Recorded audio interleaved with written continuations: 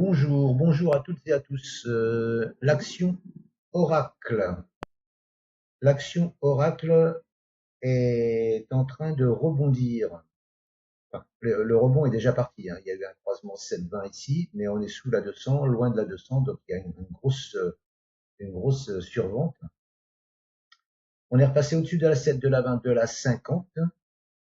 On a cassé une résistance oblique baissière, hein, corps de bougie ici, corps de bougie ici. On a cassé avec un gap. On a cassé une résistance ici, résistance, là il y a support, support, support, résistance, résistance, résistance, résistance, et là on a pété la résistance le vendredi, jeudi, pardon, ouais, jeudi. Par contre, là il y a une angle monte baissière, donc il y a la possibilité, ça sera même intéressant, de racheter là si vous avez un setup d'achat sur les 171, 166, c'est ça, ouais. 171, ouais, c'est ça, 171, 166, voire sur le gap haussier ici. Le gap, il est à 158, 155. Non, le gap, il est à 161, 155, 161, 155, voire dans le gap. Mais, quoi qu'il en soit, il ne faut pas clôturer sous le gap.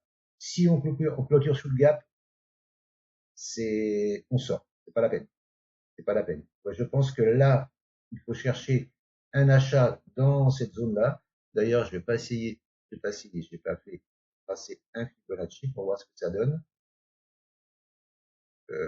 Hop, au plus haut ici à la louche, ça fait les 50, 61,8. Ouais, dans les 50, 61,8, mais bon, ça ferait il faudrait que ce soit une mèche sur les 61,8 et et un retour à la hausse. Voilà, ou sur les 50%. Voilà. Bon, après, ça sera à vous de voir, mais quoi qu'il en soit, là, il y a un rebond qui est en place, il y a une cassure de résistance, il y a une cassure de résistance oblique baissière, il y a une espèce de double top, enfin de double top, hein, parce qu'il y a deux bas là et deux bas là. Voilà, donc on peut dire un range, hein, un range avec point bas, point bas, point bas, point haut, point haut, point haut cassé. Voilà. Donc là, le report de la hauteur de ce range nous ramène au bas de la zone de gap ici à 201,68. Moi, je pense qu'il faut viser les derniers plus hauts ici parce que le gap est ici. Et il a commencé à grappiller dedans et paf, il a été rejeté. Je pense qu'il faut viser ici les 205, 207 si on est un peu gourmand, voilà, prendre du bénéfice partiel. Mais de toute façon, c'est intéressant. Même si vous prenez ici, ça vous fait quand même un gain là de 15% pour aller en bas du gap. 17, 18% pour aller au 205, 207. Avec un stop en cas de clôture sous le gap aussi ici à 12, 12, 13%. Bon, après, on ne sait pas où va clôturer la bougie sous le gap. Ou alors, vous mettez un stop en touchette en dessous. Mais je pense que c'est intéressant. Et après, visez le haut du gap.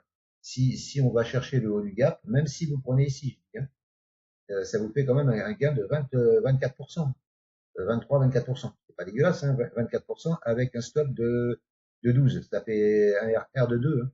C'est pas dégueulasse. Mais je pense qu'il faut attendre un retour dans cette zone de support, voire sur le gap haussier. Et, et là, bingo, achat. Bon, c'est dangereux hein, parce que la tendance repasse haussière, hein, parce que là, on fait un plus haut que le précédent, et les plus bas sont pas plus bas, sont à égalité. Donc là, le plus haut. Ce qu'il faut au pire, c'est ne pas casser ce dernier support ici, à 137, 135.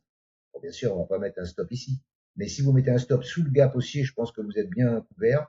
Ou alors, si il rebondit là sur la zone de support, stop sous le support. Mais quoi qu'il en soit, je pense je pense que c'est jouable de tenter le rebond. Mais bien entendu, ce n'est pas un conseil, c'est juste ma vision personnelle que je vous partage. Je vous remercie de m'avoir écouté et je vous souhaite une bonne journée. N'hésitez pas, commentez, partagez, likez et abonnez-vous. À bientôt. Ciao, ciao.